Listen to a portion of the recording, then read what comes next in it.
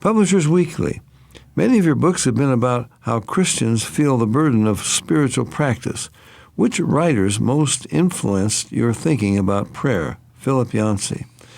No Protestants come to mind, to be honest. So much I've learned about prayer, I've learned from the Catholics.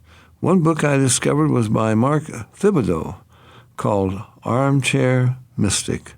Of course, if you want to go deeper, there's Thomas Merton. Dave, as you know, there's a group of writers, evangelical writers. Well, they say they are evangelical. Well, this right. doesn't sound but these are big names who would be recognized. They're big names. Philip Yancey, of course, would be one.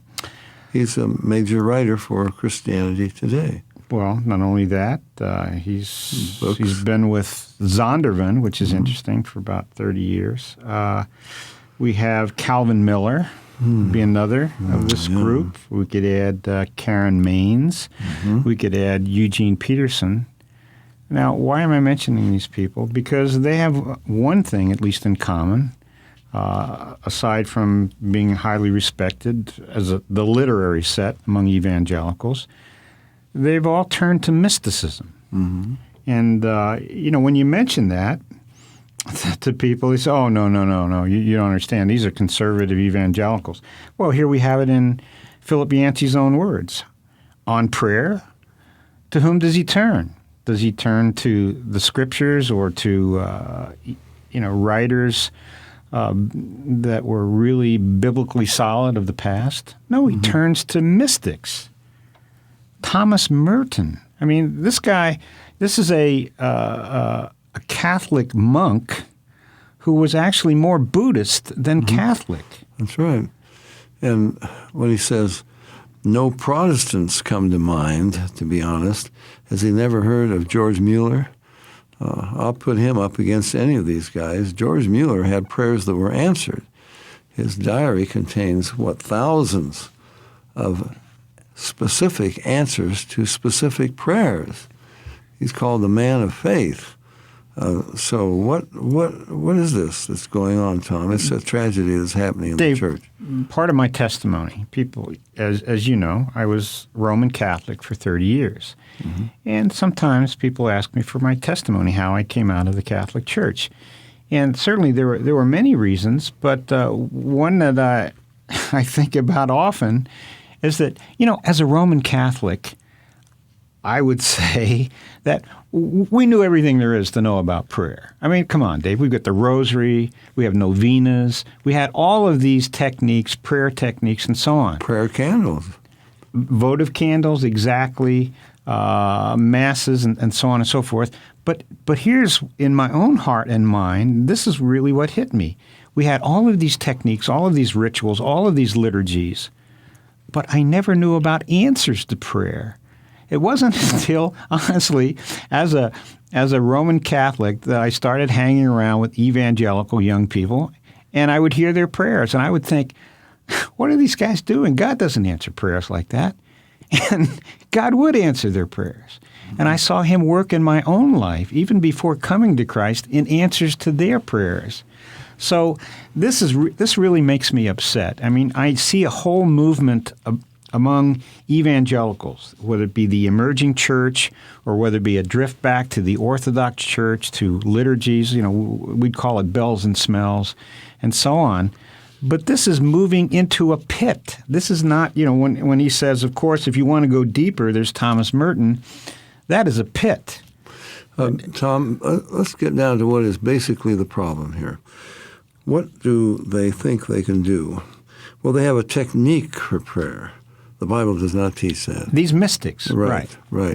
God does not respond to techniques. Correct.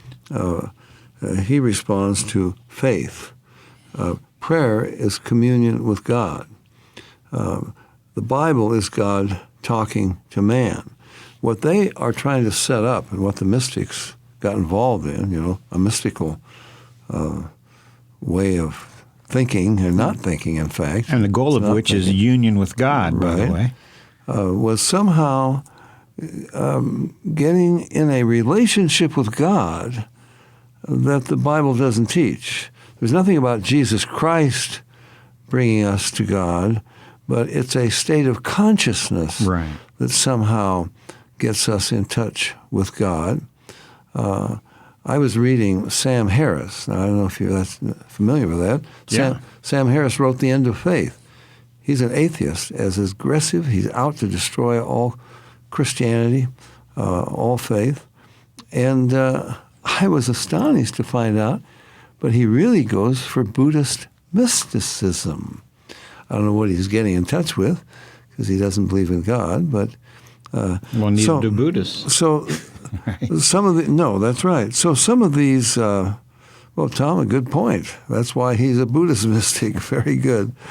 But some of these mystics, they're just, look, the whole idea is you're going to get this contact with God. But it's apart from the Bible.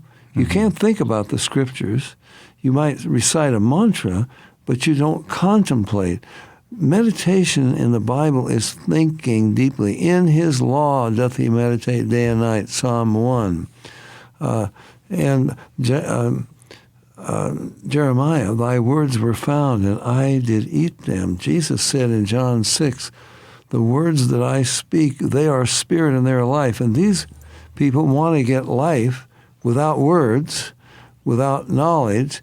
They want to have some mystical union, and that is not taught in the Bible. That is done by all kinds of witch doctors and Hindus. You can do it in yoga. It's a very dangerous thing, and it's a tragedy that it's being taught now by leading supposed evangelicals.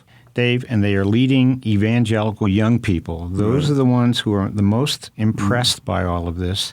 They're opening them up to every kind of demonic delusion and deception that's out there. So, Philip Yancey, shame on you that you don't know a Protestant, a true believer who knows how to pray, and you take your example from Catholic mystics who probably didn't even know the Lord, they didn't know the gospel. And you're teaching this to the church. For more information about the Berean call us toll-free at our order number or visit our website